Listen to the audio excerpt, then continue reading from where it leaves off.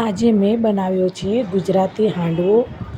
તો ખાવામાં ખૂબ જ ટેસ્ટી લાગે છે. તો ચલો બનાવવાની શરૂઆત કરીશું. હાંડવાનો ખીરો બનાવવા માટે અહીંયા 3 વાટકી ચોખા, 1 વાટકી તુવેર દાળ અને અડધી વાટકી ચણાની દાળ લીધી છે.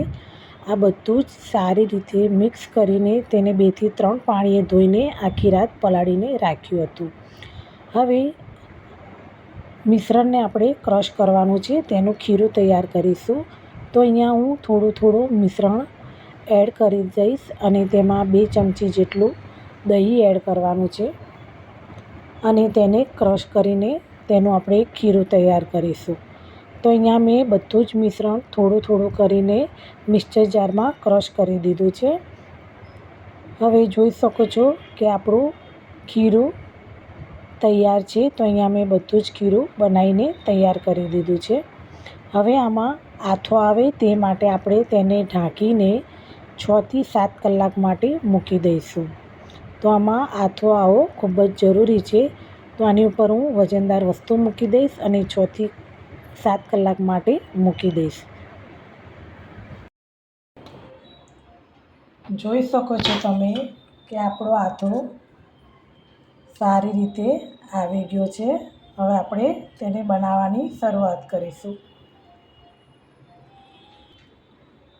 હવે આમાં મેં એક દૂધી લીધી છે, તેને મેં છીણી લીધી છે, તે એડ કરીશું.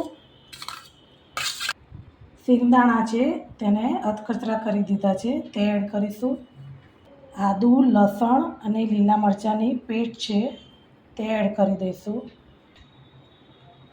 1 ચમચી તલ, 1 ચમચી ધાણા જીરું, થોડીક હળદર એડ કરીશું, અડધી ચમચી લાલ મરચું પાવડર, સ્વાદ પ્રમાણે મીઠું અને 1 ચમચી ખાંડ ઉમેરીશું. હવે આ બધું જ સારી રીતે મિક્સ કરી દઈશું. બધું જ સારી રીતે મિક્સ થઈ ગયું છે. હવે આપણે તેમાં વઘાર એડ કરીશું. વઘારિયામાં 3 થી 4 મોટી ચમચ તેલ લીધું છે.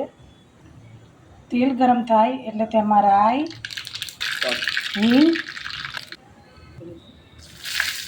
કઢી પત્તા એડ કરીશું. વઘારને હવે ખીરામાં એડ કરીશું.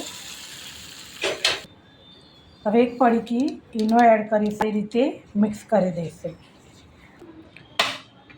અત્યારે આપણે કઢાઈમાં હાંડવો બનાવીશું. તમારી પાસે કુકર હોય તો તમે કુકરમાં પણ બનાવી શકો છો. મારા ઘરમાં બધાને કઢાઈનો હાંડવો ખૂબ જ ગમે છે. હવે આમાં આપણે 1 પડી તેલ નાખીશું. તેલ ગરમ થાય એટલે તેમાં રાઈ, તલ અને ખીરું એડ કરી દઈશું અને તેને આ રીતના પાથરી દઈશું.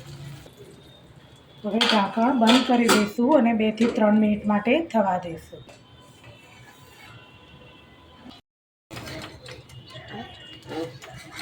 હાંડવાને હવે આપણે પલટાઈ દઈશું અને બીજી બાજુ પણ તેને થવા દઈશું.